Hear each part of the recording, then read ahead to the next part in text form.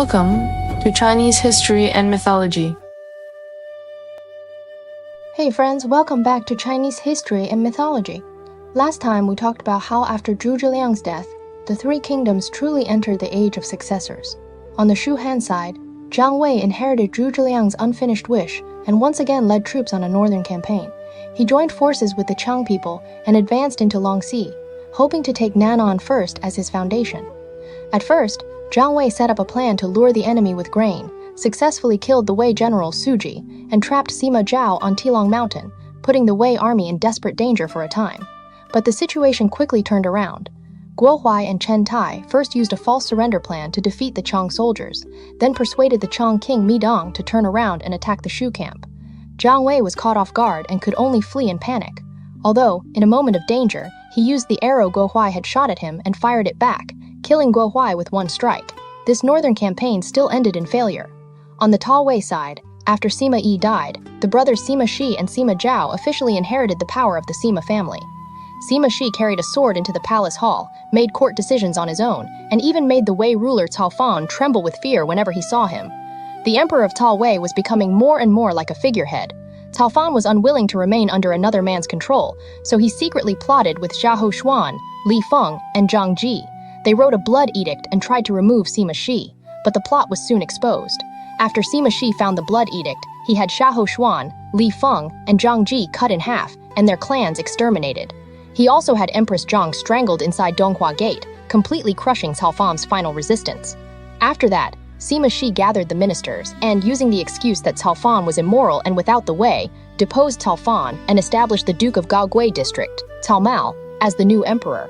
Although the imperial throne of Ta Wei was still in the hands of the Cao family, the people deciding who could become emperor had already become the Sima family. However, Sima Shi's act of deposing and establishing an emperor also stirred the anger of powerful regional generals. General who guards the east Guanqiu Jian, and inspector of Yangzhou Wen Qin, soon raised troops in the name of the deposed emperor and began a campaign to punish Sima Shi. So this time, can Guanqiu Jian and Wen Qin shake the power of the Sima family? Sima Shi has just deposed an emperor. How will he face this open rebellion? And will the newly enthroned Cao Mao be willing to continue as a puppet emperor in the hands of the Sima family? Let's continue the story. In the first month of the second year of Zhengyuan in Wei, Guanqiu Jian, commander of Yangzhou and general who guards the east, heard that Sima Shi had removed and established emperors on his own authority. He was extremely angry. His eldest son, Guanqiu Dian, advised him, "Father, you hold a high regional office. Now Sima Shi controls power alone and has deposed the ruler. The state is as dangerous as a pile of eggs. How can you simply guard yourself in peace?" Guanqiu Jian said, "My son is right." So he invited Wen Qin, inspector of Yangzhou, to come and discuss matters. Wen Qin had once been a follower under Cao Shuang. As soon as he heard Guanqiu Jian's invitation, he immediately came. When the two entered the rear hall to speak, Guanqiu Jian could not stop his tears. Wen Qin asked him the reason. Guanqiu Jian said, "Sima Shi controls power alone and has deposed the ruler. Heaven and earth have been turned upside down. How can I not be heartbroken?" Wen Qin said, "If the commander is willing to raise a righteous army to punish the traitor, I am willing to risk my life and help you. My second son, Wen Yang, has the courage to stand against 10,000 men. He has long wanted to kill the Sima brothers and avenge Cao Shuang. He can serve as the vanguard." Guanqiu Jian was delighted and immediately set out wine to swear an oath. They falsely claimed that the Empress Dowager had a secret edict, gathered the officials and soldiers of Huainan, built an altar west of Shouchun city, slaughtered a white horse, and smeared blood on their mouths to seal the oath. They publicly declared that Sima Shi had committed great treason, and that they were now following the Empress Dowager's secret edict to raise troops and punish the traitor. After hearing this, everyone was sincerely convinced. Guanqiu Jian led 60,000 soldiers and stationed them at Sengcheng. Wen Qin led 20,000 soldiers to move around outside and provide support. They also sent proclamations to the commanderies, ordering them to raise troops and assist. Meanwhile, a fleshy tumor had grown on Sima Shi's left eye. He had just ordered the medical officers to cut it out and was recovering at home when he suddenly heard that Huainan was in danger. He then invited Grand Commandant Wang Su to discuss matters.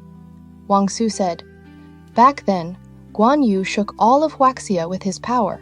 Sang Quan ordered Liu Meng to seize Jingzhou and comfort the families of the officers and soldiers, and Guan Yu's army then collapsed by itself. Now the families of the Huainan soldiers are all in the central plains. We should first comfort them, then send troops to cut off Guanqiu Jian's retreat. In this way, the rebel army will surely fall apart. Sima Shi said, "This plan is excellent. It is just that I have only just had the tumor cut from my eye and cannot go in person. But if I send someone else, I will not feel at ease." Palace Secretariat attendant Zhong Hui advised from the side, "The Huai and Chu troops are strong, and their sharp force is now at its height. If someone else is sent to resist them, I fear it will not be favorable. If there is even the smallest mistake, the great affair will be lost." Sima Shi suddenly rose and said, "Unless I go in person, the rebels cannot be defeated." So he left Sima Zhao to guard Luoyang and manage court affairs, while he himself rode in a soft sedan chair and led a campaign east despite his illness. Sima Shi ordered Zhu Jidan to take overall command of the different armies of Yuzhou and attack Shaochun from Anfeng Ford. He ordered Hu Zan to lead the Qingzhou troops and send soldiers from the Qiao and Song area to cut off Guanqiu Jian's road back. He also sent Wang Ji, inspector of Jingzhou, as the front force to first take the area of Zhennan. Sima Shi himself led a great army to station at Xiangyang and summoned everyone to discuss matters. Guanglu Sun Zhenmao said, "Guanqiu Jian likes making plans but cannot make decisions. Wen Qing has courage but no wisdom. Now the Zhanghuai army's momentum is strong. We must not take the enemy lightly. We should only dig deep trenches and build high walls, wearing down their sharp spirit." But Wang Ji said, "The rebellion in Huainan is not because the soldiers and people willingly want disorder. They have only been forced by Guanqiu Jian. Once the great army arrives, they will naturally break apart." Sima Shi said, "These words match my thoughts exactly." So he advanced and stationed the army at Ying Bridge. Wang Ji then said, "Nandun is an important place for stationing troops. We should seize it overnight. If we are late, Guanqiu Jian will surely arrive first." So Sima Shi ordered Wang Ji's front troops to hurry to the foot of Nandun city and set up camp. Guanqiu Jian was stationed at Xiangcheng and often sent men to scout Lejia, worried that the Wei army would come. Wen Qin said, "Commander, there is no need to worry. My son Wen Yang and I only need 5,000 soldiers and we can hold Lejia." Guanqiu Jian was delighted. So Wen Qin and his son led 5,000 troops to Lejia. The front army reported back, "West of Lejia city is full of Wei soldiers, about more than 10,000 men. In the central army, banners stand everywhere. There is the white yaktail banner and yellow battle axe, and inside a tiger skin tent stands a brocade command flag marked Marshal. It must be Sima Shi. Their camp has only just been set up and is not yet complete." Wen Yang stood beside Wen Qin. After hearing this, he said, "While their camp has not yet been completed, we can divide the troops into 2 routes and attack from left and right. We will surely win completely." Wen Qin asked, "When should we go?" Wen Yang answered, "At dusk tonight, Father should lead 2,500 soldiers and attack from the south of the city. I will lead 2,500 soldiers and attack from the north of the city. At the third watch, we will meet inside the Wei camp." Wen Qin listened, and that night they divided the troops into 2 routes. Wen Yang was only 18 years old. He was 8 chi tall, wearing armor, with a whip hanging at his side. He raised his spear, mounted his horse, and went straight toward the Wei camp. At this time, Sima Shi had just arrived at Lejia and set up camp, waiting for Deng Ai to come. Because the wound from his eye tumor was painful, Sima Shi lay in his tent and ordered several hundred armored soldiers to guard him. At the third watch, the Wei camp suddenly shook with loud cries, and men and horses fell into chaos. Someone reported, "A force has charged in from the north. The leading general is impossible to stop." Sima Shi was greatly shocked. In his panic, his eyeball burst out from the wound, and blood flowed all over the ground. The pain was unbearable. He feared disturbing the army's morale, so he could only bite down on his quilt and endure it, biting the quilt until it was torn apart. It turned out that Wen Yang had reached the Wei camp first. He charged left and right through the camp, and wherever he went, no one dared block him. He only hoped that his father Wen Qin would come from the south to support him, but he never saw any sign of him. Several times he charged toward the central army, but each time he was shot back by arrows and crossbows. When daybreak came, he suddenly heard drums and horns thundering from the north. Wen Yang turned back and said, "Father did not come from the south. Why is he coming from the north?" He urged his horse forward to look, only to see an army arriving like the wind. The leading general was Deng Ai. Deng Ai shouted, "Rebel traitor, do not run!" Wen Yang was furious and raised his spear to meet him. The two fought more than 50 rounds with no winner. As they were fighting, the Wei soldiers surrounded them in great numbers, attacking from front and rear. Wen Yang's troops scattered and fled, leaving only Wen Yang alone on his horse to break through the encirclement and head south. Several hundred Wei generals rode after him. When they reached Lejia Bridge and were almost upon him, Wen Yang suddenly reined in his horse, turned back, gave a great shout, and charged into the formation of Wei generals. Wherever his steel whip struck, Wei generals fell from their horses one after another. The Wei generals gathered together and pursued again with combined strength. Wen Yang shouted angrily, "You rats, why do you not value your lives?" Then he turned his horse back and charged in again, beating several more men to death. The Wei generals pursued 4 or 5 times, and each time he alone drove them back. It turned out that because the mountain roads were rugged, Wen Qin had lost his way in the valley during the night. By the time he found the road, the sky was already bright, and he had no idea where Wen Yang and his own troops had gone. Seeing only that the Wei soldiers had won a great victory, he had no choice but to retreat without fighting. The Wei soldiers took advantage of this and pursued. Wen Qin led his defeated troops and fled toward Shaocheng. Palace Colonel Yin Damu had once been a trusted follower of Cao Shuang. Because Cao Shuang had been killed by Sima Yi, he outwardly served Sima Shi, but in his heart, he often wanted to avenge Cao Shuang. He had also always been friendly with Wen Qin. Now, seeing that Sima Shi's eye tumor had burst open and that he could not move, Yin Damu entered the tent and said, "Wen Qin originally had no heart for rebellion. He was forced by Guanqiu Jian. If I go and persuade him, he will surely come to surrender." Sima Shi listened. Yin Damu put on armor and helmet, mounted his horse, and chased after Wen Qin. From far away, he shouted, "Inspector Wen, are you willing to meet Yin Damu?" Wen Qin turned back and looked.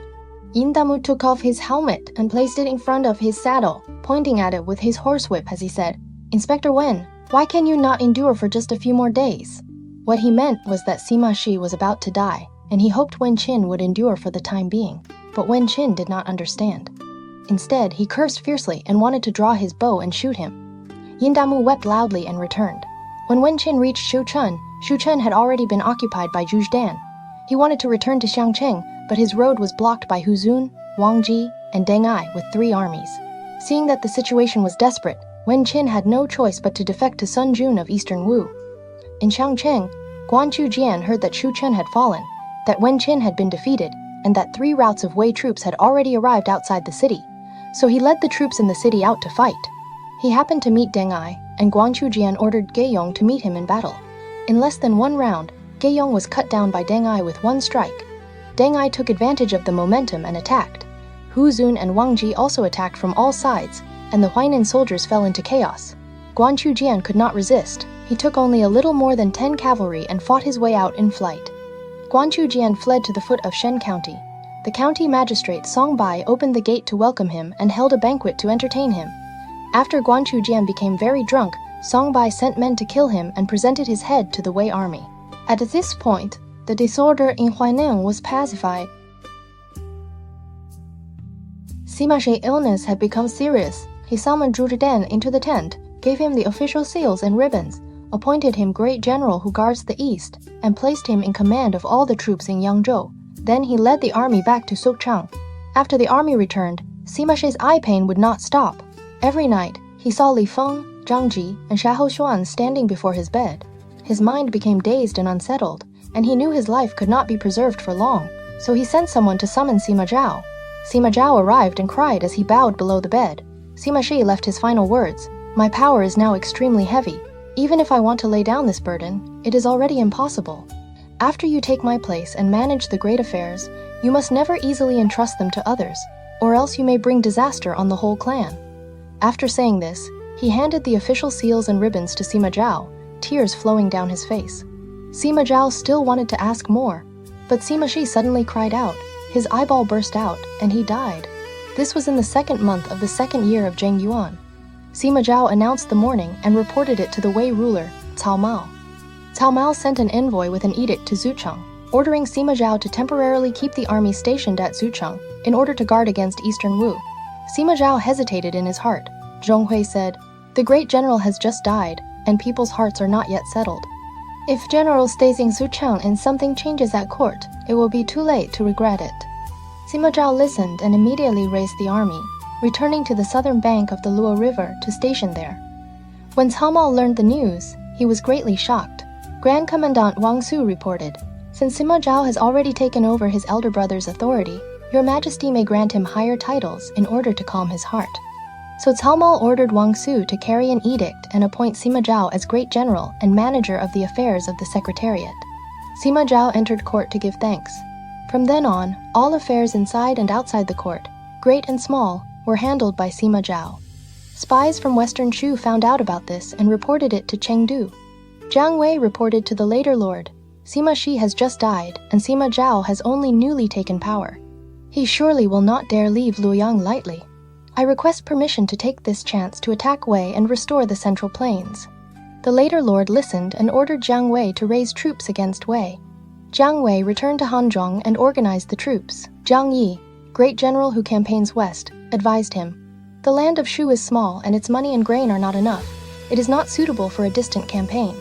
It would be better to hold the dangerous passes, show care for the soldiers and people, protect the borders and keep the people safe. That is the proper strategy for preserving the state." But Zhang Wei said, back then, before the chancellor even left his thatched cottage, he had already set the plan to divide the world into three. He later came out to Mount Qi 6 times in order to take the Central Plains. Unfortunately, he died halfway, and his great work was not completed. Now I have received the chancellor's final command. I should devote my loyalty to repaying the state, inherit his ambition, and die without regret. Now Wei has an opening we can use. If we do not attack Wei now, then when should we wait? Xiaoba said, "What the general says is reasonable. We can first send light cavalry out through Fuhan. If we can seize Taoxi and Nan'an, the other commanderies can also be pacified." Seeing this, Zhang Yi said again, "Last time we failed because we sent troops too late. The art of war says to attack where the enemy is unprepared and move where the enemy does not expect. Now, if we advance quickly and give the Wei people no time to prepare, we will surely win." So Jiang Wei led 50,000 soldiers and advanced toward Fuhan. When the troops reached the Tao River, border soldiers sent a fast report to Wang Jing, inspector of Yangzhou, and Chen Tai, general who campaigns west. Wang Jing first led 70,000 cavalry and infantry to meet the enemy. Jiang Wei secretly ordered Zhang Yi and Xiahou Ba to each lay troops and lie in ambush, while he himself formed his battle line with his back against the Tao River. Wang Jing brought several general of the Yamen officers out of the formation and asked, "Wei, Wu, and Shu already stand like the 3 legs of a tripod. Why do you invade us again and again?" Jiang Wei answered, "Sima Shi deposed the emperor without cause. Neighboring states should naturally ask him for his crime, let alone the fact that we are already enemies." Wang Jing turned back and said to the 4 generals, Zhang Ming, Hua Yong, Liu Da, and Zhu Feng, "The Shu soldiers have formed their line with their backs to the water. Once they lose, they will drown. Jiang Wei is brave. You 4 go fight him. As long as he retreats even slightly, we can pursue." The 4 generals came out from left and right and fought Jiang Wei.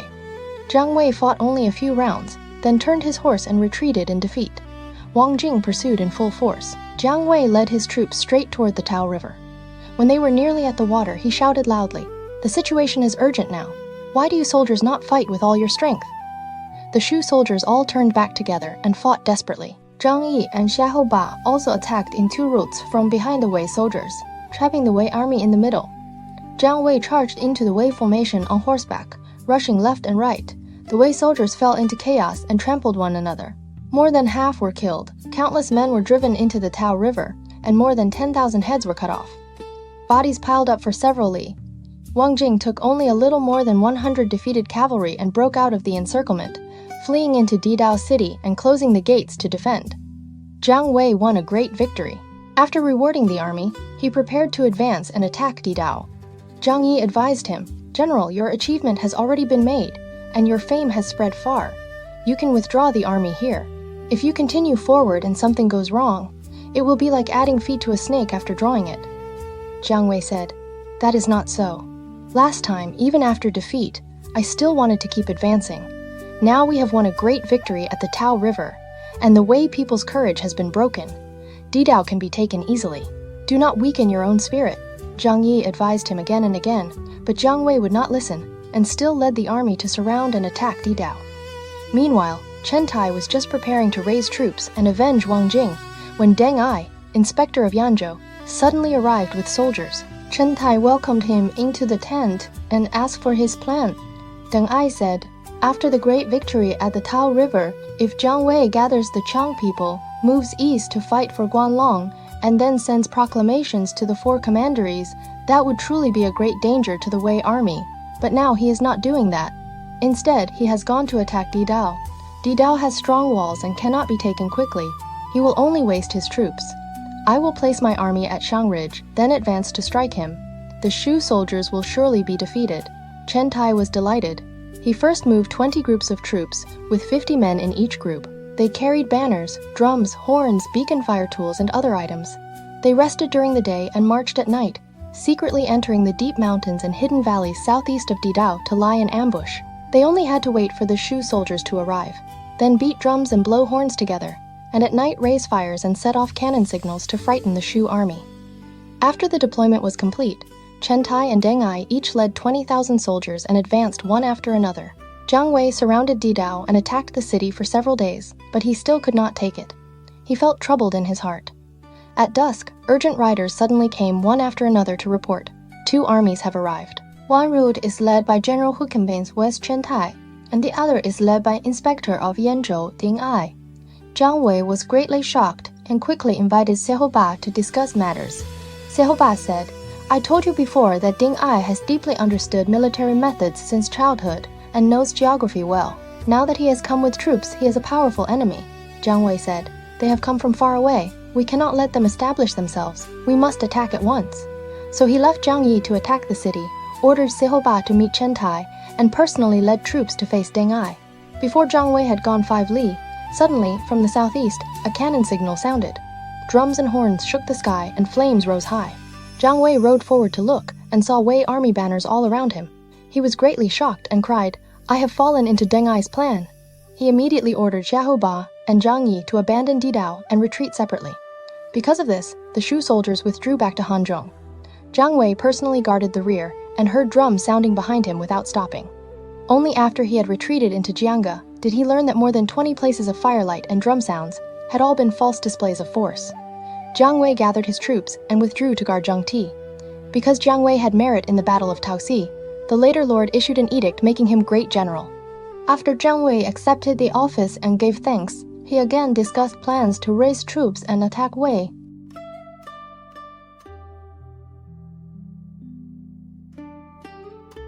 Now, after Jiang Wei withdrew his troops, he stationed them around Zhongti, while the Wei army camped outside Didao city. Wang Jing personally welcomed Chen Tai and Deng Ai into the city, thanked them for lifting the siege, held a banquet to entertain them, and rewarded the 3 armies. Chen Tai also reported Deng Ai's merit to the Wei ruler, Cao Mao. Cao Mao appointed Deng Ai as general who pacifies the West, granted him the imperial tally, and also made him colonel who protects the eastern Qiang, ordering him to guard Yangzhou and Liangzhou together with Chen Tai. Chen Tai held a banquet to congratulate Deng Ai and said, Jiang Wei secretly withdrew at night. This shows that the Shu army is already exhausted and no longer dares to act rashly. But Deng Ai smiled and said, I expect the Shu army will come again for 5 reasons. Chen Tai asked him why. Deng Ai answered, First, although the Shu army has withdrawn, it still has the strength to fight again. Although our army has won, we also have weaknesses from exhaustion. Second, most of the Shu soldiers are elites trained by Kongming, and they can be moved and directed flexibly. Our generals are changed too often, and our soldiers are not trained enough. Third, the Shu army mostly uses boats for transport, so its movements are light and easy. Our army depends entirely on land routes, so the soldiers are tired. Fourth, Didao, Longxi, Nan'an, and Mount Qi are all important places we must defend closely. If the Shu army makes noise in the east and attacks in the west, we will surely have to divide our troops to guard them. Fifth, if the Shu army comes from Nan'an and Longxi, it can seize the Qiang people's grain for food. If it comes from Mount Qi, there are also wheat fields where it can take food on the spot. So Jiang Wei will surely send troops again.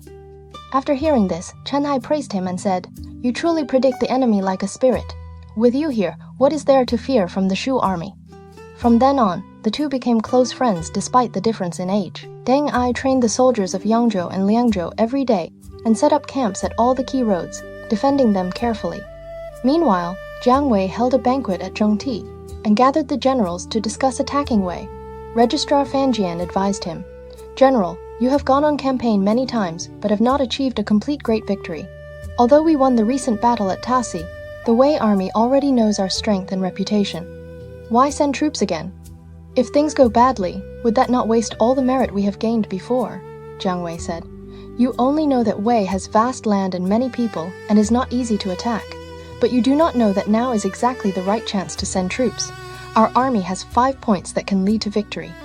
First, in the Battle of Taoxi, the Wei army's morale was badly damaged, while although our army withdrew, we did not suffer major losses. Second, our army comes by boat, saving strength and moving lightly. The Wei army must march over long roads by land and is exhausted. Third, our army is well trained, while many of the Wei soldiers are temporary forces gathered together. Fourth, if we send troops from Mount Qi, it will be autumn, and we can seize grain from the fields for food. Fifth, the Wei army must divide itself to guard many important places, so its strength is scattered. Our army can concentrate and attack one place, and they will have difficulty responding. If we do not fight now, when should we wait? Xiahou Ba advised him. Although Deng Ai is young, he is full of wisdom and strategy. Now that he has newly been made general who pacifies the West, he will surely defend closely. The situation is already different from before. Jiang Wei said sternly, Why should I fear him? You must not raise another man's spirit and destroy our own power. My mind is already made up. In this battle, we will first attack Longxi. Seeing that Jiang Wei's attitude was firm, the generals did not dare advise him again. Jiang Wei personally led the front army, while the other generals followed afterward. The entire Shu army left Zhongti and went straight toward Mount Qi. Very soon, scouts came to report. The Wei army has already set up 9 camps at Mount Qi ahead of us. Jiang Wei did not believe it, so he took several riders and climbed to a high place to look from afar. Sure enough, he saw 9 camps at Mount Qi arranged like a long dragon, with head and tail connected, each supporting the others. Jiang Wei sighed and said, Xiahou Ba's words were indeed correct. These camps are arranged extremely well. Only our former Chancellor Zhu Zhiliang could have done this back then. Now it seems that Deng Ai's strategy is not below the Chancellor's. Jiang Wei returned to his own camp, gathered the generals, and said, Since the Wei army is already prepared, they must have expected us to come. I judge that Deng Ai is nearby. You may set up camp with great noise and banners at the valley mouth. Each day, send more than 100 cavalry out as scouts. Each time, change their armor and banners, rotating through the 5 colors of blue, yellow, red, white, and black. I will personally lead the main force, secretly circle out through Dongting, and attack Nan'an directly. So Jiang Wei ordered Bao Su to lead troops and guard the mouth of the Mount Qi Valley, while he himself led the main army toward Nan'an. Now, Deng Ai had long expected that the Shu army would send troops from Mount Qi, and he had guarded closely together with Chen Tai. After several days, he saw that the Shu army did not come to challenge, but only sent scouts from the camp 5 times each day. Sometimes they returned after 10 li, and sometimes after 15 li, so he climbed to a high place and examined them. After looking, Deng Ai hurriedly said to Chen Tai, Jiang Wei is not at Mount Qi. He must have taken the road through Dongting and gone to make a surprise attack on Nan'an. Those scout riders who leave the camp every day are only a trick to cover his eyes. Look again. They frequently change armor and banners, and the horses are already tired. The main commander is surely not Jiang Wei. General Chen, you can lead troops to attack this camp, and you will certainly break it. After the camp is broken, follow the road through Dongting and cut off Jiang Wei's rear. I will lead the army straight to Nan'an and seize Wuchang Mountain first. If our army takes the mountain before him, Jiang Wei will surely turn to fight for Shangui. There is a valley there called Duan Valley. It is narrow and dangerous, perfect for setting an ambush. If Jiang Wei comes, he will surely fall into the plan. Chen Tai sighed and said, I have guarded Longxi for several decades, and I have never heard anyone analyze the terrain so clearly. You truly make divine calculations. So Deng Ai led troops through the night at high speed and reached Wuchang Mountain first, immediately setting up camp. At this time, the Shu army had not yet arrived. Deng Ai also ordered his son Deng Zhong and the commandant before the tent, Shi Zuan, to each lead 5,000 soldiers and go ahead to Duan Valley to set an ambush. Meanwhile, Jiang Wei advanced from Dongting toward Nan'an. When he reached the front of Wucheng Mountain, he asked Xiahou Ba, Near Nan'an, there is a Wucheng Mountain. If we can take it first, we can occupy the key position. I only fear that Deng Ai's plans are extraordinary, and that he has already prepared. Before he finished speaking, a cannon signal sounded from the mountain. Shouts shook the sky, drums and horns rang together, and the mountain was full of Wei army banners. In the middle, a yellow flag opened in the wind, with 2 large words written on it, Deng Ai. The Shu army was greatly shocked. The Wei army came charging down from all sides of the mountain, and the Shu vanguard was immediately defeated. Jiang Wei quickly led the central army to the rescue, but the Wei army had already retreated back onto the mountain. Jiang Wei pushed straight to the foot of Wuchang Mountain and challenged them, but Deng Ai defended firmly and refused to come out. Jiang Wei ordered men to insult and provoke him, but there was still no movement on the mountain. When evening came and Jiang Wei prepared to withdraw, drums suddenly sounded all across the mountain, but still no one came down.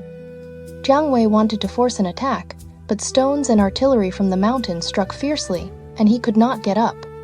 At the third watch, when he prepared to withdraw again, drums rose from the mountain on every side. Jiang Wei had no choice but to move the army down the mountain and set up another camp. When the Shu army moved wood and stones and prepared to establish the camp, drums again sounded from the mountain, and the Wei army suddenly charged down. The Shu army fell into chaos and trampled itself, and had no choice but to retreat to the old camp. The next day, Jiang Wei again ordered men to move grain, carts, and weapons to the front of Wuchang Mountain, preparing to establish a camp and station troops there. At the second watch that night, Deng Ai sent 500 soldiers, each holding a torch, down from the mountain in 2 roads to set fire to the camp, burning the Shu army's baggage and supplies. The 2 armies fought in chaos through the night, and the Shu camp still could not be completed. With no other choice, Jiang Wei discussed matters with Yahoba. Since Nan'an cannot be taken, it would be better to take Shangui first. Shangui is where Nan'an stores its grain. As long as we take that place, Nan'an will naturally be in danger. So he left Yahoba to guard Wukang Mountain, while he personally led elite soldiers straight toward Shangui. The Shu army traveled through the night. As dawn approached, the mountains along the road became more and more dangerous, and the path grew rough and difficult. Jiang Wei asked the guide, "What place is this?" The guide answered, "This place is called Duan Valley." Jiang Wei's face changed and he said, "This name is unlucky. Is Duan Valley not the same as Cut-Off Valley? If the enemy blocks the valley mouth, would we not be trapped in a dead end?" While he was still hesitating, the front army came to report, "Dust is rising behind the mountain. There must be hidden troops." Jiang Wei was greatly shocked and quickly ordered a retreat. Just as he finished speaking, the Wei generals Shi Zuan and Deng Zhong led 2 forces out in attack. Jiang Wei fought while retreating. Unexpectedly, shouts shook the sky ahead, and Deng Ai personally led troops to arrive. With 3 routes attacking together, the Shu army was badly defeated. Fortunately, Shahoba came in time to support him. Only then did the Wei army withdraw, saving Jiang Wei's life. Jiang Wei wanted to retreat to Mount Qi, but Shahoba said, "The camps at Mount Qi have already been broken by Chen Tai. Bao Su died in battle, and all the soldiers in the camp have withdrawn back to Hanzhong." Jiang Wei did not dare take the main road through Dongting again, and could only change to a remote small road to withdraw. Deng Ai pursued closely without stopping. Jiang Wei had no choice but to order his subordinates to go first while he stayed behind to guard the rear. As he was moving, a force of Wei soldiers suddenly came out from the mountains. It was Chen Tai, who had been lying in ambush there. With one great shout, the Wei army surrounded Jiang Wei tightly. The Shu soldiers and horses were exhausted. They charged left and right, but could not break free. At this time, General who sweeps away bandits, Zhang Ni, heard that Jiang Wei had been surrounded. He immediately led several hundred cavalry into the encirclement and fought to the death to rescue his commander. Jiang Wei used the chance to break out of danger, but Zhang Ni was shot to death by Wei arrows. After Jiang Wei returned to Hanzhong, he remembered Zhang Ni's loyal courage and sacrifice for the state, so he submitted a memorial to the court, praising and rewarding Zhang Ni's descendants. In this campaign, the Shu army suffered terrible losses. Many soldiers and generals died in battle, and everyone placed the blame on Jiang Wei. Jiang Wei followed the old example of Zhu Zhiliang after the loss of Jieting, and submitted a memorial asking to lower his own office. He was demoted from great general to rear general, but he still managed the affairs of the great general. Meanwhile, seeing that the Shu army had fully withdrawn, Deng Ai and Chen Tai held a banquet to celebrate the victory, and rewarded the 3 armies. Chen Tai reported Deng Ai's achievements to the court, and Sima Zhao sent an envoy to grant him higher office and rank, give him seals and ribbons, and also make Deng Ai's son Deng Zheng a marquis of a village. At this time, the Wei ruler Cao Mao changed the 3rd year of Zhengyuan to the 1st year of Ganlu. Sima Zhao appointed himself grand commander of all troops under heaven. Whenever he went in or out, 3,000 elite armored soldiers surrounded him in front and behind. For all affairs of court, great and small, Sima Zhao no longer asked the emperor for instructions at all. He made decisions directly from the chancellor's residence. From this point on, his intention to usurp the throne gradually began to show. Sima Zhao had a trusted follower named Jia Chong. courtesy name Gonglu. He was the son of the former general who established his might, Jia Kui, and now served as chief clerk in Sima Zhao's residence. Jia Chong said to Sima Zhao, "Now my lord holds great power, but the hearts of the people under heaven are not yet settled. It would be best to secretly investigate public opinion in different regions and then plan the great matter."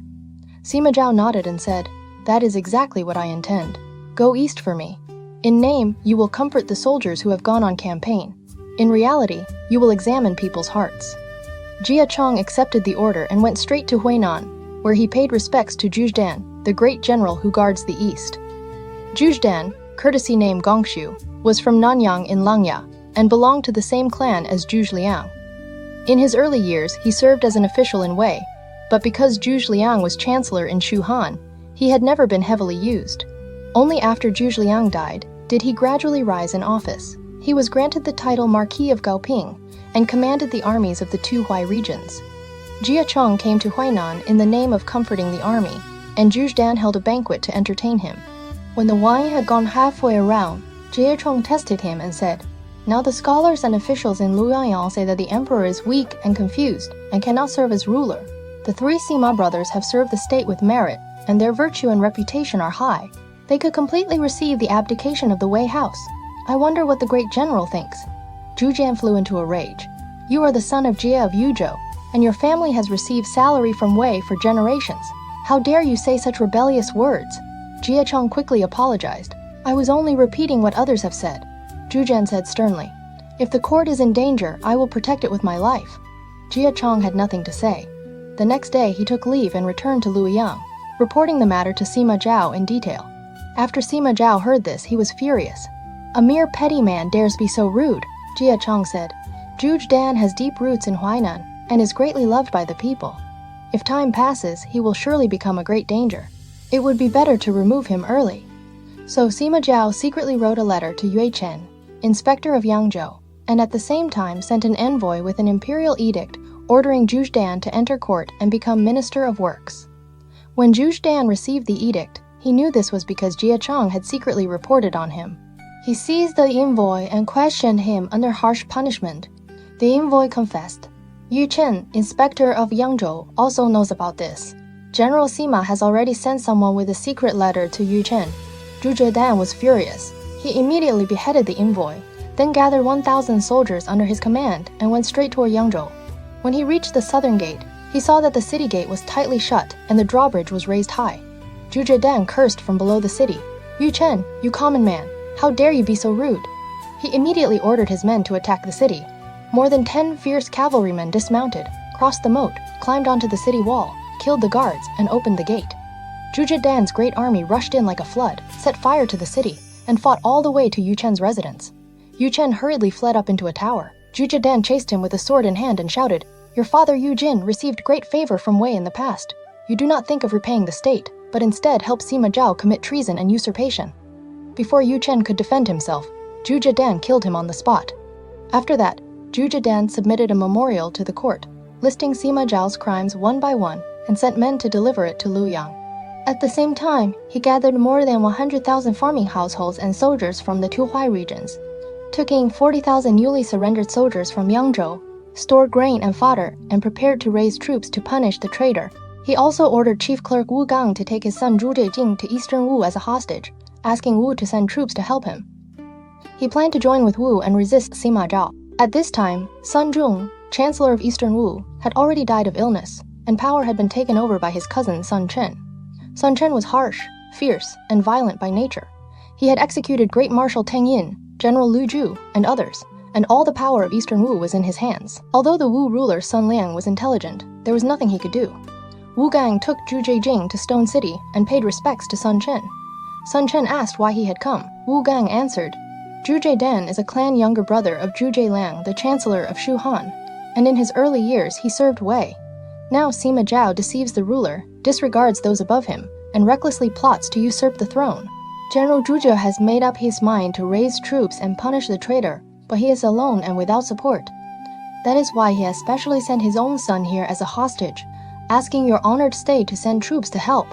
Sun Chen agreed. He then sent the great generals Kuan Yi and Kuan Duan as chief commanders, Yu Quan as commander, Zhu Yi and Tang Zi as vanguards, and Wenqin as guide. Altogether, they led 70,000 troops and set out in 3 routes. Wu Gang returned to Shucheng and reported this to Zhu Jian. Zhu Jian was delighted and immediately organized his army and formed battle lines, preparing to meet the enemy. Meanwhile, Zhu Jian's memorial was delivered to Luoyang. After Sima Zhao read it, he was furious and wanted to personally go on campaign. Jia Chong advised him, "My lord has inherited the foundation built by your father and elder brother, but your grace has not yet spread widely through the 4 directions. Now, if you leave the emperor behind and go out on campaign alone, and something changes in the capital, it will be too late to regret it. It would be better to ask the Empress Dowager and the Son of Heaven to go on campaign, Aloni. And so something changes in the capital, it will be too late to regret it." That is exactly what I intend. So Sima Zhao entered the palace and reported to the Empress Dowager, "Zhu Dan has rebelled. I have discussed this properly with the officials. I ask the Empress Dowager to lead the Son of Heaven on a personal campaign, so we may carry on the late emperor's will." The Empress Dowager was frightened in her heart and had no choice but to agree.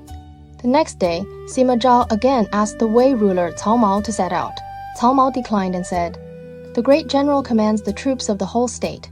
You can move troops and appoint generals on your own. Why must I personally go?" Sima Zhao said, "In the past, Tizu Emperor Wu swept across the 4 seas, while Emperor Wen and Emperor Ming both aimed to unite the world. Whenever they met a great enemy, they always went in person. Your Majesty should inherit the will of the late emperors. Why should you be afraid?" Cao Mao feared Sima Zhao and had no choice but to agree. Sima Zhao then issued an edict mobilizing a total of 260,000 troops from Luoyang and Zuchang. He appointed General who guards the south Wangji as the main vanguard, General who pacifies the east, Chen Qian, as deputy vanguard, Army Inspector Shibao to command the left army, and Inspector of Yangzhou, Zhou Tai, to command the right army. They protected the imperial carriage and advanced in a mighty force toward Huainan. The eastern Wu vanguard Zhu Yi led troops to meet the enemy. The 2 armies faced each other, and Wang Ji, the main Wei general, rode out. Zhu Yi came forward to fight him, but after only 3 rounds, he was defeated. Tang Zi then went out to fight, but he too was defeated after only 3 rounds. Wang Ji pressed for the victory and pursued. The Wu army suffered a major defeat and only set up camp after retreating 50 li. They then reported the battle situation to Zhu Dan in Shaochun. After Zhu Dan received the report, he personally led his own elite troops and joined forces with Wenqin and Wenqin's 2 sons, Wenyang and Wenhu. He organized several tens of thousands of soldiers and prepared to face Sima Zhao in battle. Now, when Sima Zhao heard that Zhu Dan had joined forces with Eastern Wu and was preparing for a decisive battle against the Wei army, he summoned Pei Xu, Cavalier Chief Clerk, and Zhong Hui, Gentleman Attendant of the Yellow Gate, to discuss a plan to defeat the enemy. Zhong Hui said, "Eastern Wu has sent troops to help Zhu Dan only because they want to take advantage of the situation and gain profit. As long as we use profit to lure them, we will surely win." Sima Zhao was delighted after hearing this and accepted the plan. So Sima Zhao ordered Shibao and Zhou Tai to lead 2 armies and lie in ambush at Stone City. He also ordered Wang Ji and Chen Qian to lead elite troops as the rearguard. Then he sent Deputy General Chen Kuei with tens of thousands of soldiers ahead to lure the enemy. He also ordered Chen Zhun to bring a large amount of cattle, horses, carts, gold, silver, treasures, and other military reward supplies, and deliberately place them in the formation. If enemy soldiers attacked, they were to abandon everything and flee. That day, Zhu Jian arranged the Wu general Zhu Yi on the left wing and Wen Qin on the right wing. When the 2 saw that the Wei army's formation was scattered and disordered, they led their troops in a fierce charge. Chen Kuei pretended to retreat in defeat. Zhu Jian led his soldiers in pursuit, and sure enough, he saw cattle, horses, and wealth all over the ground. When the Wu soldiers saw there was profit to gain, they all busied themselves with seizing it and no longer had any heart to fight. Suddenly, a cannon signal sounded, and ambushed troops attacked from both sides. Shibao came from the left, and Zhou Tai came from the right. Zhu Jian was greatly shocked and was just about to withdraw when Wang Ji and Chen Qian led elite troops and charged out from the rear. Zhu Jian suffered a major defeat and fled back to Shouchun in panic, shutting the gates and defending with all his strength. Sima Zhao immediately ordered the city to be surrounded on all sides and began attacking Shouchun. At this time, the Wu army withdrew and stationed at Anfeng, while the Wei ruler's imperial carriage was stationed at Xiangcheng. Zhong Hui again said to Sima Zhao, "Although Zhu Dan has been defeated, there is plenty of grain and supplies inside Shouchun, and Wu soldiers are supporting him outside. If we surround the city on all sides, we will only force them to resist to the death, and we may also be attacked from both front and rear by the Wu army. It would be better to surround 3 sides and leave the southern gate open, letting them escape from the city on their own. Then we can set an ambush and kill them." Sima Zhao was delighted. He called Zhonghui, his own Zifang, and ordered Wang Ji to withdraw the troops at the southern gate. The Wu general Zhu Yi was ordered to fight again. If he could not win, he would be executed. His subordinate general Yu Quan offered a plan, saying, "Now the southern gate is unguarded. I am willing to lead troops through the southern gate and enter Shouchun to help defend it. You fight the Wei army outside the city, and I will attack from within. We can strike from inside and outside together." Zhu Yi agreed. So Quan Yi, Quan Duan, Wen Qin, and the other generals also led troops through the southern gate and entered Shouchun. The Wei army had orders not to stop them and allowed them to enter the city smoothly. After the news was reported to Sima Zhao immediately ordered Wang Ji and Chen Qian to lead 5,000 soldiers and attack Zhu Yi from the rear. Zhu Yi was just about to lead troops forward and attack from both sides, but he was struck by 2 routes of Wei soldiers from left and right and was badly defeated. Song Chen was furious and said, "You lose battle after battle. What use are you to me?" He immediately ordered Zhu Yi to be beheaded. Song Chen also scolded Quan Yi, the son of Quan Duan. "If you cannot drive back the Wei army, then you father and son do not need to come back and see me." After saying this, Song Chen himself returned to Jianye. Seeing that Eastern Wu had withdrawn, Zhonghui said to Sima Zhao, "Now there are no reinforcements outside. We can focus on surrounding and attacking Shouchun." Sima Zhao listened. Quan Yi wanted to enter the city and help, but when he saw that the Wei soldiers were powerful, he did not dare fight them head-on, so he chose to surrender. Sima Zhao made him assistant general. Quan Yi felt grateful for this kindness, so he wrote a letter urging his father Quan Duan and his uncle Quan Yi to surrender as well, and shot it into Shouchun city with an arrow. After Quan Duan and Quan Yi read the letter, they led several thousand men, opened the city gate, and came out to surrender. Inside the city, Zhu Dan was deeply troubled. His advisors Zhang Ban and Zhao Yi urged him, saying, "Now we have little grain and many soldiers. It would be better to fight to the death." Zhu Dan was furious and said, "I am planning to defend firmly, yet you advise me to go out and fight. Could it be that you have 2 hearts? If you dare advise me again, I will execute you." Zhang Ban and Zhao Yi sighed and said, "Zhu Dan will surely be defeated. It would be better to surrender early and preserve our lives."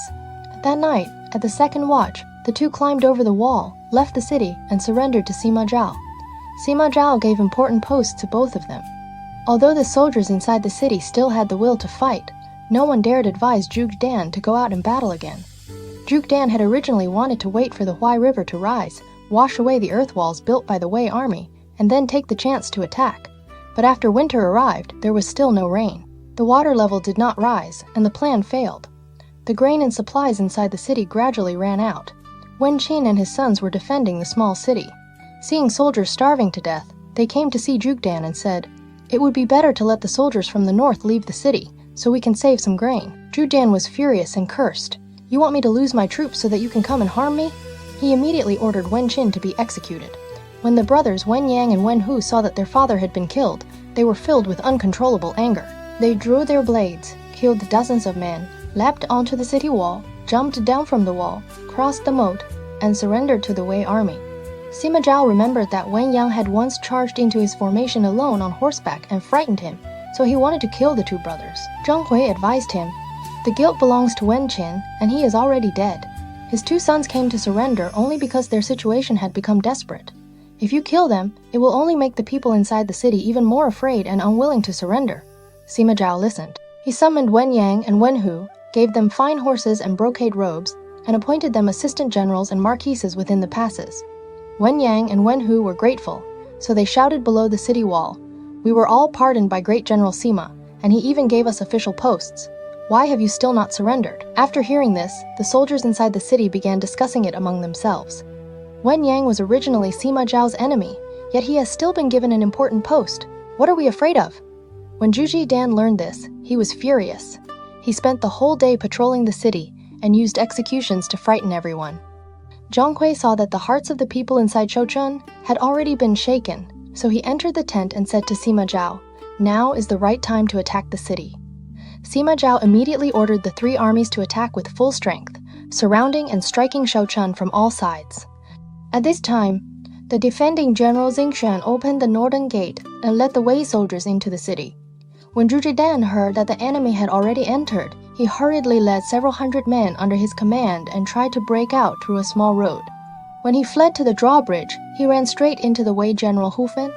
Hu Fen raised his blade and struck, cutting Guanqiu Dian down from his horse.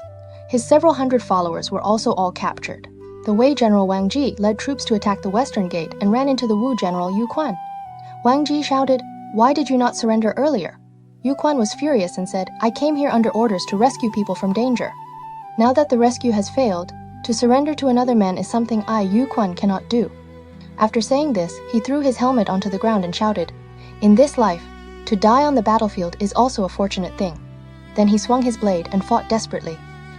After battling the Wei army for more than 30 rounds, he finally became exhausted, and both man and horse were worn out. His strength ran out, and he died in the chaos of battle. After Sima Zhao entered Shaochun, he ordered all of Zhuge Dan's family members to be beheaded and had his 3 clans exterminated. The soldiers also brought several hundred of Zhuge Dan's old followers before Sima Zhao. Sima Zhao asked them, "Are you willing to surrender?" The men shouted together, "We are willing to die together with Lord Zhuge. We will never surrender to you." Sima Zhao was furious and ordered men to tie them all up outside the city. They were questioned one by one. Those willing to surrender will be spared from death. But not one person surrendered. In the end, they were all killed. Seeing such loyalty and courage, Sima Zhao was also deeply shaken, and he ordered them to be given a proper burial. At that time, more than half of the Eastern Wu soldiers surrendered to Wei. Pei Shu advised, "The families of these Wu soldiers are all in Jiangnan and the Jianghuai region. If we keep these men, they will surely become a future danger. It would be better to execute them all together." Zheng Hui objected, "No. In ancient times, when using troops, what mattered most was benevolence and righteousness. After victory, only the main criminals should be executed, and the rest should all be pardoned. If we kill all the prisoners, that would be inhumane. It would be better to release them back to their own state, to show the generous virtue of Wei." Sima Zhao praised him and said, "These words are excellent." So he released all the Wu soldiers back to Jiangnan. The Wu general Tangzi feared that Sang Chen would blame him, so he did not dare return to Eastern Wu, and also chose to surrender to Wei. Sima Zhao treated him very generously and arranged for him to guard the Sanha region. At this point, the disorder in Huainan was completely pacified. Just as Sima Zhao was preparing to lead the army back to court, a scout suddenly came to report. Jiang Wei of Western Shu has led troops to seize Changcheng and wants to cut off the Wei army's grain and supplies. Sima Zhao was greatly shocked and hurriedly gathered the ministers to discuss a plan for withdrawing the army. At this time, Shu Han had already changed the 20th year of Yangtze to the first year of Jingyao. Jiang Wei was stationed in Hanzhong. He selected 2 brave generals, Zhang Shu and Fu Qian, trained the soldiers every day, and valued them highly. Later, a scout report came, saying that Sun Chen of Eastern Wu was helping Zhu Dian attack Sima Zhao, and that Sima Zhao had already mobilized the whole country's military strength. Even the Wei ruler and the Empress Dowager had personally gone on campaign. Jiang Wei was delighted and said, "This great plan of mine can finally be carried out." So he submitted a memorial to the later lord, requesting permission to launch a northern campaign against Wei. When gentleman consultant Qiao Zhou heard this, he sighed with worry and said, "Now the court is lost in wine and women, trusts the eunuch Huang Hao, ignores government affairs, and cares only for pleasure. Jiang Wei also keeps going on campaign again and again, without caring about the suffering of the soldiers. The state is in danger." So he wrote a piece called Treatise on Enemy States and sent it to Jiang Wei. Jiang Wei opened it and read it. The general meaning of the writing was this: if a weak state wants to defeat a strong state, it should not blindly exhaust its troops in war. It should first govern internal affairs, care for the people, and wait until the right time, the right terrain, and the unity of the people are all ready, then settle the matter in one battle. Now, Shu Han and Wei are not like the end of Qin, when the world was in chaos and heroes rose everywhere. Instead, they are more like the divided states of the Warring States period. Shu Han should follow the example of King Wen of Zhou and King Gu Jian of Yue, building up the strength of the state. It should not rashly imitate Liu Bang, who seized the world in a time of disorder. If one insists on ignoring the strength of the state and uses troops year after year, then even the cleverest advisors will not be able to save the crisis. After Jiang Wei finished reading, he was furious and said, This is nothing but the weak talk of a cowardly scholar." After saying this, he threw the writing onto the ground and still insisted on the northern campaign. Jiang Wei asked Fu Qian, "In your view, from where should we send out troops?" Fu Qian answered, "Wei's grain and supplies are all gathered at Chancheng. Now we can circle through Luo Valley, cross Shan Ridge, and go straight for Chancheng. First burn their grain and supplies, then plan for Qinchuan, and the central plains can be taken." Jiang Wei was delighted and said, "Your plan matches mine exactly." So he led troops straight toward Luo Valley, passed through Shan Ridge, and advanced toward Chancheng. The defender of Chancheng was Sima Wang, a clan elder brother of Sima Zhao. Although the city had plenty of grain and supplies, it did not have enough troops. When he learned that the Shu army was about to arrive, Sima Wang led his subordinate generals Wang Jin and Li Peng out of the city and set up camp 20 li away. The next day, the Shu army arrived, and Sima Wang led the two generals out to face the enemy. Jiang Wei rode out and said to Sima Wang, "Now, Sima Zhao has moved the emperor into the army because he wants to imitate Li Ju and Guoxi, holding the Son of Heaven hostage to command the lords. I have come by clear order of the court to punish him. I advise you to surrender early. If you remain stubborn and blind, disaster will surely reach your whole family," Sima Wang cursed. "You rude men invade the territory of my great Wei again and again. If you do not retreat quickly, I will make your whole army perish." Before he finished speaking, Wang Zhen raised his spear and charged out. From the Shu army, Fu Qian came forward to fight him. After less than 10 rounds, Fu Qian deliberately showed an opening, luring Wang Zhen to press the attack. Just as Wang Zhen came close, Fu Qian skillfully dodged aside and took advantage of the moment to capture Wang Zhen alive on horseback, then turned back to his own formation. Li Peng was furious and swung his blade forward to rescue him. Fu Qian pretended to retreat. When Li Peng came close, Fu Qian suddenly threw Wang Zhen down from the horse, then took out a 4-edged iron mace and turned back, striking Li Peng hard in the face. Li Peng's eyeballs burst out, and he died beneath his horse on the spot. Wang Zhen was also stabbed to death by the Shu soldiers with many spears. Jiang Wei took advantage of the momentum and commanded the great army to attack. Sima Wang hurriedly abandoned the camp and retreated back into the city. He closed the gates tightly and did not dare fight again. Jiang Wei ordered, "The whole army will rest and recover strength tonight. Tomorrow we attack the city." The next day, the Shu army's morale was high. They swarmed forward to attack the city, shooting fire arrows and fire projectiles together into the walls. Most of the buildings inside the city were thatched houses, and they quickly burned into a sea of flames. The Wei army immediately fell into chaos. Jiang Wei also ordered men to bring dry firewood and pile it below the city wall, then set it all on fire together. Flames rushed into the sky. The city was on the verge of falling, and the Wei soldiers cried inside the city, their wails spreading across the fields. Just as the battle was fierce, Jiang Wei suddenly heard shouts behind him like thunder. He turned his horse and looked back, only to see Wei banners and drums filling the sky as a mighty army came charging toward him. Jiang Wei hurriedly moved the rear army to face them and personally stood before the formation. He saw a young general in the Wei army, fully armed, with heroic bearing, raised his spear, urge his horse forward, and shout, "Do you recognize General Deng?" Jiang Wei thought, "This young man must be Deng Ai's son." He then urged his horse forward to meet him. The two men were full of spirit and fought for 30 or 40 rounds without a winner. The young man's spear technique was fast and sharp, with no opening at all. Jiang Wei thought to himself, "If I do not use a plan, I fear it will be hard to win." So he turned his horse around and pretended to flee toward the mountain road on the left. The young man whipped his horse and pursued closely. Jiang Wei hung up his long spear, quietly took out his carved bow and feathered arrow, then turned back and shot. The young man had sharp eyes and had already noticed. As soon as he heard the bowstring sound, he immediately lowered his body. The arrow swept over his head and he was not harmed at all.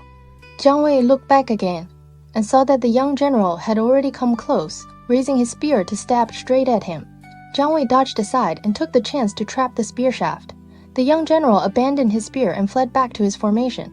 Jiang Wei sighed, "What a pity, what a pity." Then he urged his horse forward in pursuit. When he reached the front of the enemy formation, a great general holding a blade blocked his path and shouted, "Jiang Wei, you traitor, do not harm my son. I am Deng Ai." Jiang Wei was greatly shocked.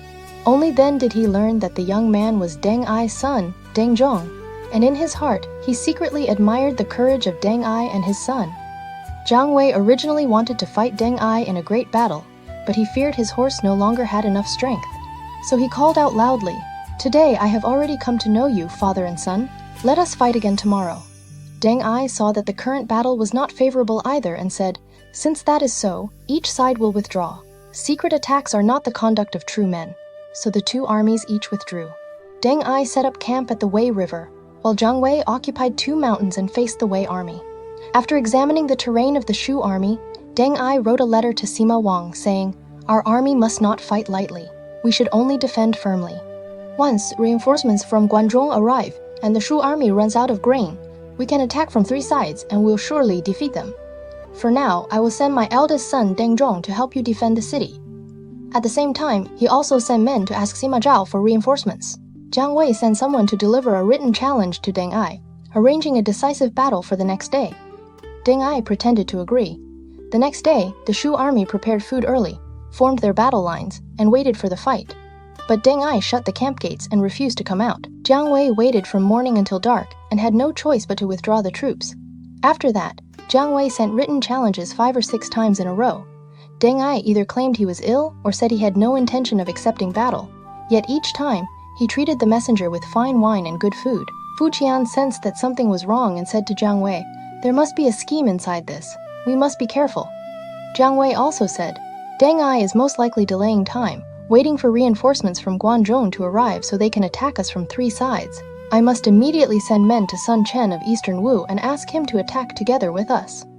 As they were speaking, a scout came to report. Sima Zhao has already captured Shuchen, killed Guanqiu Dian, and the Eastern Wu army has also surrendered. Sima Zhao is leading the army back to Luoyang and will soon bring troops to reinforce Changcheng. Jiang Wei was greatly shocked and said, "This campaign against Wei will fail again. It would be better to withdraw first." Now, when Jiang Wei withdrew his troops, he worried that Wei reinforcements would arrive. So he first ordered the army's equipment, carts, weapons, and military supplies to withdraw.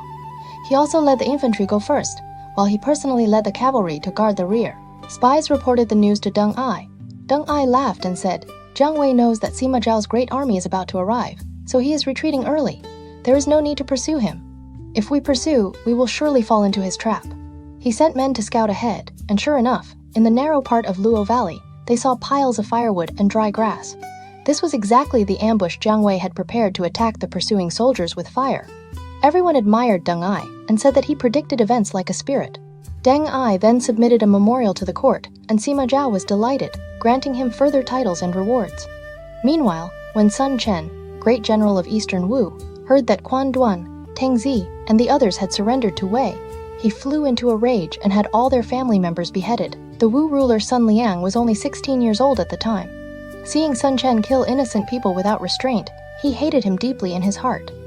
Although Sun Liang was intelligent, he was firmly controlled by Sun Chen and found it hard to truly hold power. Sun Chen also had several of his younger brothers separately control the palace guards and the military camps in different places.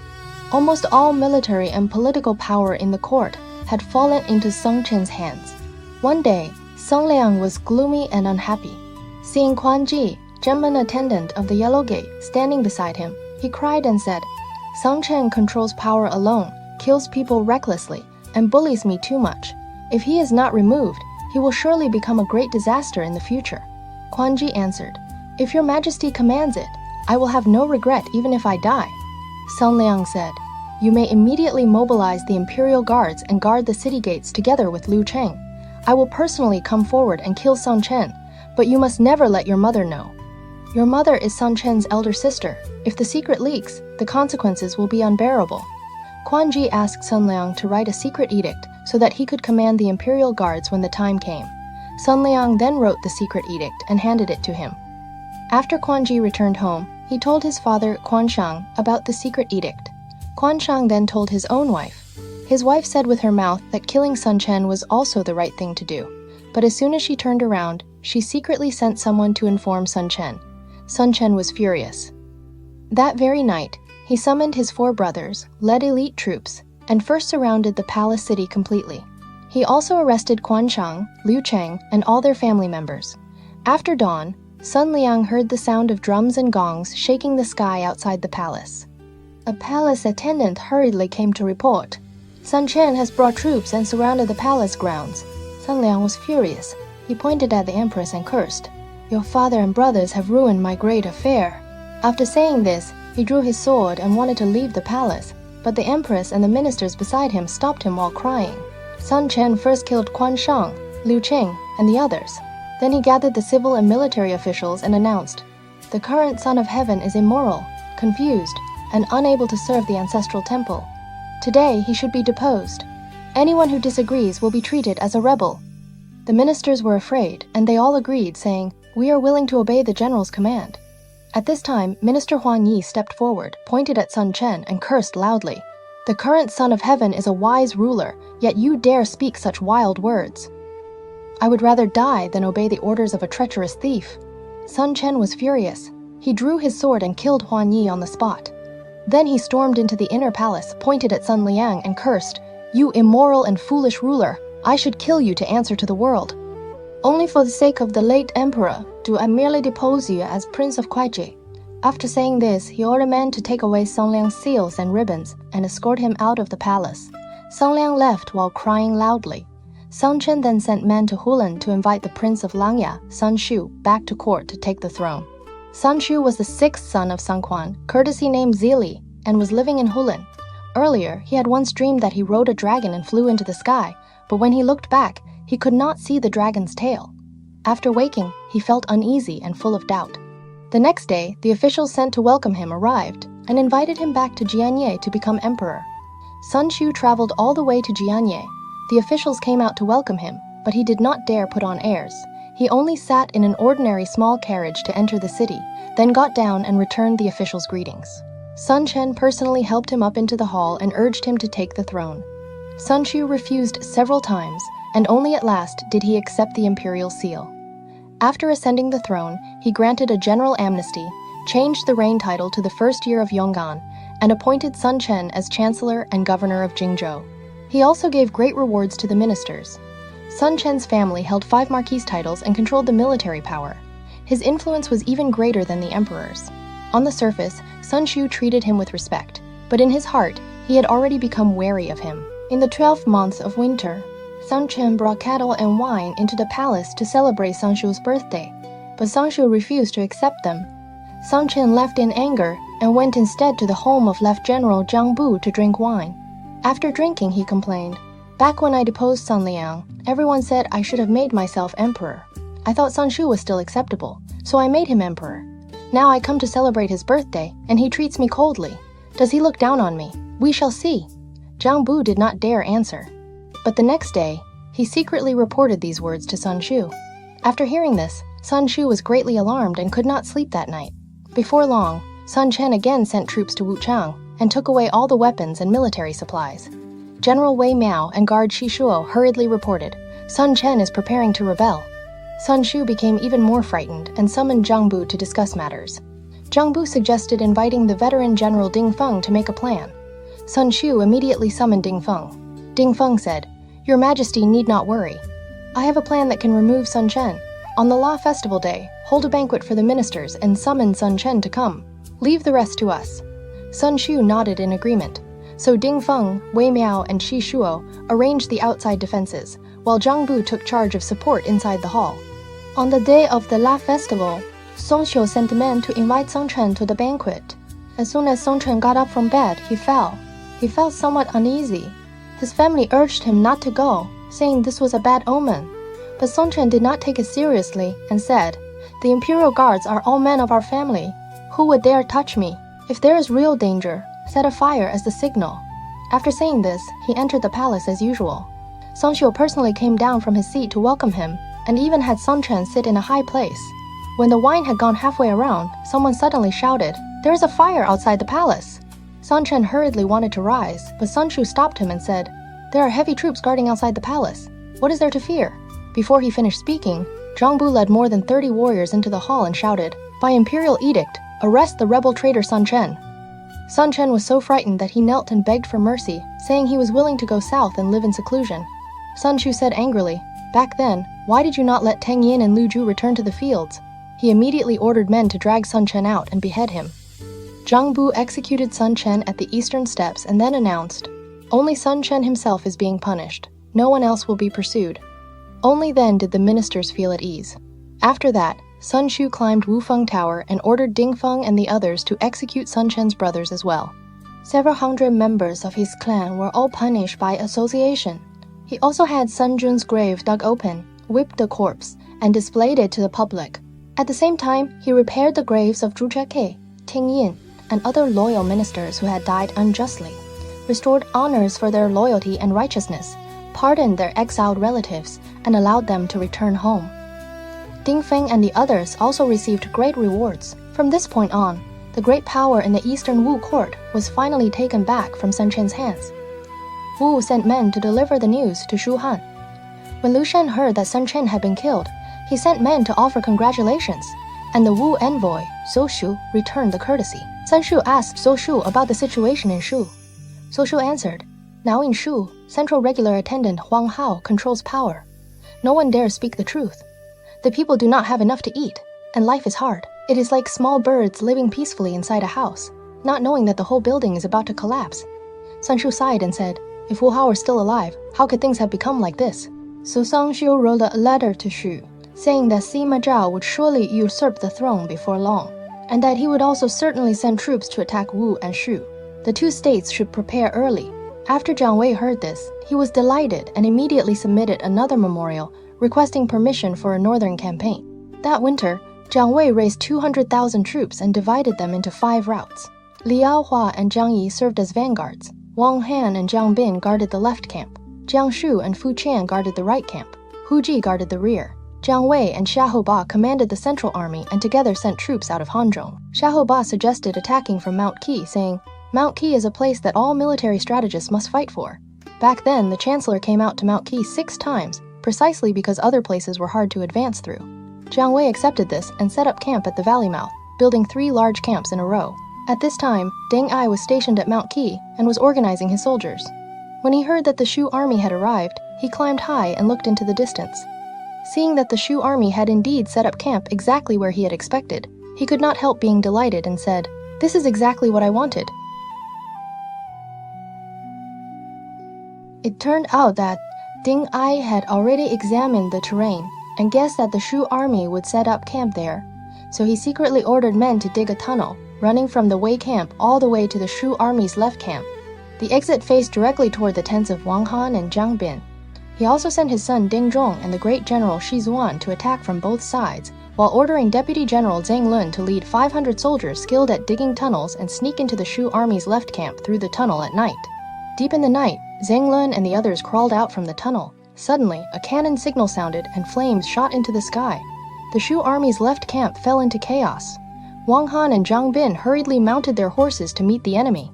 Deng Zhong and Shi Zuan also attacked from both sides, striking from 3 directions at once, and the left camp immediately collapsed. Wang Han and Jiang Bin resisted desperately, but in the end, they could not hold them back and had no choice but to abandon the camp and flee in defeat. In the central army, Jiang Wei heard loud shouting from the left camp and immediately knew this was Wei's plan to attack from inside and outside at the same time. He hurriedly mounted his horse, stood before the central army tent, and loudly ordered, "Whoever dares move in disorder will be executed at once. Even if the enemy reaches the front of the camp, do not ask questions. Just shoot them down with arrows." He also ordered the right camp to guard strictly in the same way and not to move out without permission. The Wei army attacked more than 10 times in a row, but each time they were driven back by the Shu army's bows and crossbows. Even when dawn came, the Wei army still did not dare force an attack. Deng Ai had no choice but to withdraw the troops and sighed, "Jiang Wei truly learned Kong Ming's real skill. When the army meets a night attack and does not fall into disorder, and when the general faces sudden change without panic, he is truly a top-level commander." The next day, Wang Han and Jiang Bin gathered their remaining soldiers and came before the main camp to ask Jiang Wei for punishment. Jiang Wei said, "This was not your fault. It was I who failed to see the terrain clearly." He reassigned the troops and ordered the 2 men to set up another camp. He also ordered men to place the bodies of the dead soldiers into the tunnel dug by the Wei army, then cover it carefully with earth. After that, Jiang Wei wrote a challenge letter, asking Deng Ai to face him in battle the next day. The next day, the 2 armies formed their lines before Mount Qi. Jiang Wei followed the 8 formations diagram passed down by Kong Ming and arranged the 8 formations of heaven, earth, wind, cloud, bird, snake, dragon, and tiger. Deng Ai rode out into the field. Seeing that the Shu army's formation was strict and orderly, He also arranged a similar formation. Jiang Wei laughed and said, "You can imitate my formation, but can you change it?" Deng Ai also laughed and said, "Do you think only you can arrange formations? I can change them too." Deng Ai entered the formation and took command. He ordered the flag-bearing soldiers to wave their flags left and right, and the formation immediately changed into 64 gates. Deng Ai came out of the formation and asked, "How are my changes?" Jiang Wei said, "They are acceptable, but do you dare match your formation against mine?" Deng Ai answered, "Why would I not dare?" So the two armies clashed, and both formations held firm. At this moment, Jiang Wei suddenly waved the commander's flag, and the formation immediately changed into the long snake coiling the ground formation, trapping Deng Ai in the center. Shouts of killing rose on all sides. Deng Ai could not tell what formation it was at all, and he was greatly shocked. He charged several times but could not break out. The Shu army pressed forward step by step and shouted, "Deng Ai, surrender quickly!" Deng Ai looked up to heaven and sighed, "I was too arrogant. This time I have fallen into Jiang Wei's plan." At that critical moment, a Wei force suddenly charged out from the northwest corner. It was Sima Wang who had come to the rescue. Deng Ai seized the chance and broke out of the encirclement. Although he escaped danger, the 9 camps at Mount Qi had already been taken by the Shu army. Deng Ai led the defeated troops back to the south of the Wei River and set up camp. He asked Sima Wang, "How were you able to recognize this formation and rescue me?" Sima Wang said, "When I was young, I studied in southern Jing, and once studied this formation together with Kui Zhouping and Shi Guangyuan." Jiang Wei used the long snake coiling the ground formation. If one attacks from the center, it can never be broken. I saw that the head of the formation was in the northwest, so I attacked from there and broke the formation. Deng Ai thanked him again and again, then said, "Although I know how to set up formations, I do not know how to change them. Since you understand this set of formations, tomorrow you can face Jiang Wei from the front and compete with him in formations. I will secretly attack Mount Qi from behind, and with attacks from inside and outside, we can retake our old camps. What do you think?" Sima Wang said, "What I learned may not be enough to hide from Jiang Wei." Deng Ai said, "You only need to hold him from the front. I will secretly circle behind him. If both sides attack together, we will surely succeed." So Deng Ai ordered Deng Lun to serve as vanguard, while he personally led troops around toward the rear of the mountain.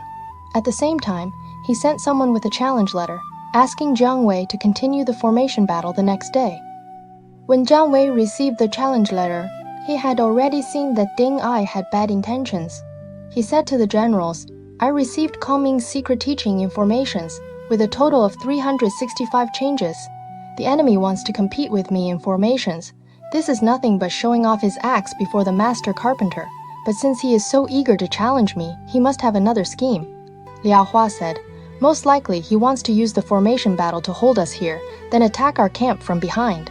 Jiang Wei laughed and said, "That is exactly what I want."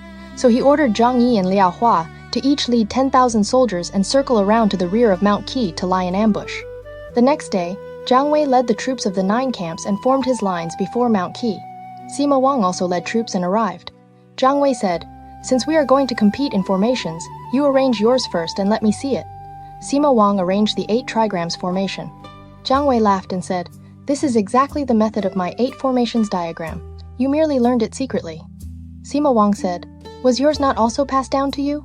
Jiang Wei asked, "How many changes can your formation make?" Sima Wang said, 9 times 9, 81 changes.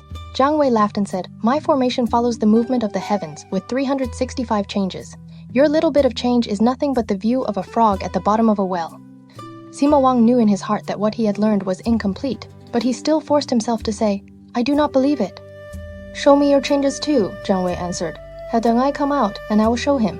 Sima Wang said, "General Deng has another clever plan and does not like playing with formations." Jiang Wei laughed loudly.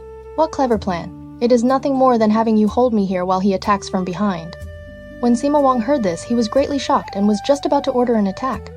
Jiang Wei waved his horsewhip, and hidden troops from both wings attacked together. The Wei army fell into chaos, threw away helmets and armor, and fled in all directions. Meanwhile, Deng Ai urged the vanguard, Zhang Lun, forward, taking a roundabout road behind the mountain to make a surprise attack on Mount K. Just as they rounded the corner of the mountain, a cannon signal suddenly sounded. Drums and horns rang together, and hidden troops rushed out. The leader was Liao Hua. As soon as the 2 armies clashed, Liao Hua cut Zhang Lun down from his horse with 1 strike. Deng Ai was greatly shocked and hurriedly withdrew his troops, but Zhang Yi attacked from the other side. Struck from both sides, the Wei army was badly defeated. Deng Ai fought desperately and broke out, but he had been struck by 4 arrows and only barely escaped back to the camp south of the Wei River. Sima Wang also returned in defeat, and the 2 men had no choice but to think of another plan. Sima Wang said, "Now the Shu ruler, Liu Shan, only favors the eunuch Huang Hao and is lost in wine and women. We can use a plan to turn them against each other and have Jiang Wei recalled to Chengdu. Then the siege of Mangqi will naturally be lifted." Deng Ai asked, "Who can enter Shu and contact Huang Hao?" Before he finished speaking, one man stepped forward and answered, "I am willing to go." Deng Ai looked and saw that it was Deng Jun from Xiangyang. He was delighted and immediately had him take gold, silver, and jewels into Chengdu to befriend Huang Hao and spread rumors, saying that Jiang Wei was dissatisfied and would soon surrender to Wei.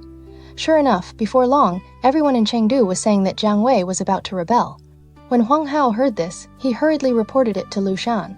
The later lord believed it was true and immediately sent men through the night to summon Jiang Wei back to court.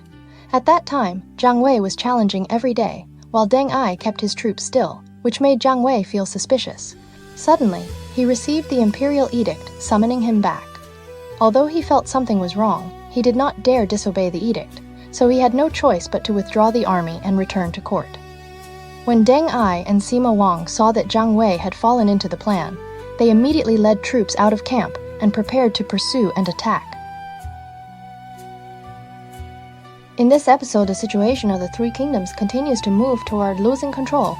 On the eastern Wu side, Sun Quan seized power and threw the government into disorder. He first deposed the young Sun Liang, then brought Sun Shu to the throne, but Sun Shu was not a puppet who could be controlled by others. On the surface, he respected Sun Quan, but in secret he joined with Ding Feng, Zhang Bu, and others to set up a banquet. In one move, they executed Sun Quan and took back the government of Eastern Wu. On the Shu Han side, when Jiang Wei heard that Sima Zhao was busy with the disorder in Huainan, he believed the chance for a northern campaign had arrived, so he sent troops again. But Deng Ai had already expected Jiang Wei to come. Not only did he set up a tunnel raid against the Shu camp, he also competed with Jiang Wei in formations at Mount Qi. Although Jiang Wei used the formations passed down by Kong Ming to trap Deng Ai and seized the 9 camps at Mount Qi, he still failed to truly expand his advantage, because the Wei army quickly changed to a plan of sowing discord. They sent Dang Jun into Shu with gold and silver, colluded with Huang Hao, and spread the rumor that Jiang Wei was about to surrender to Wei. The later Lord Liu Shan believed it was true and immediately issued an edict summoning Jiang Wei back to court. Jiang Wei clearly knew that something was wrong, but he did not dare disobey the imperial edict, so he could only withdraw the army. Seeing that the plan of sowing discord had succeeded, Deng Ai and Sima Wang immediately led troops out of camp and prepared to pursue an attack. So this time, as Jiang Wei withdraws, can he safely return to Shu? If Deng Ai and Sima Wang press the pursuit, will the Shu army suffer an even greater defeat? And will Huang Hao's abuse of power in Chengdu become the true hidden danger that leads Shu Han toward destruction? We'll continue the story in the next episode. If you enjoyed today's episode, feel free to give the show a like, subscribe, and share it with someone you think would enjoy it too. Thank you for spending this time with me. I will see you in the next episode.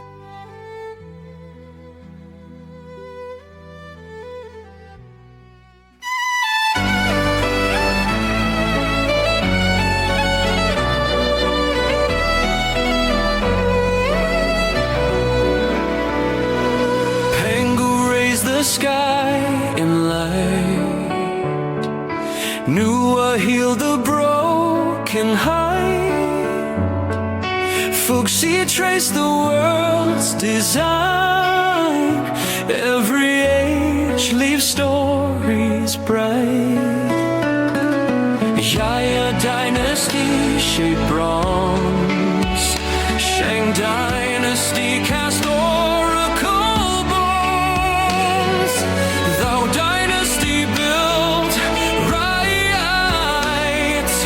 Qin dynasty forged the great walls, Han dynasty opened Silk Road winds. 3 kingdoms dynasty turned war to tales. Jin dynasty led ink and mountains bloom. Sui dynasty carved the Grand Canal. Tang dynasty crowned the world with all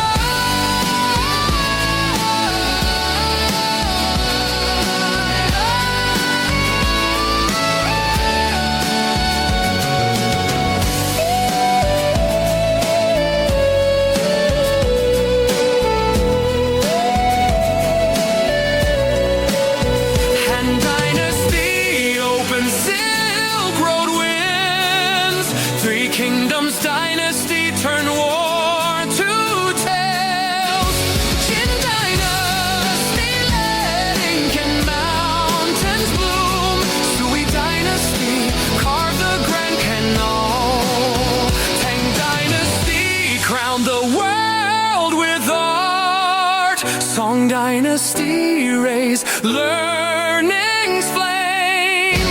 Your dynasty swept the northern plains. Ming Dynasty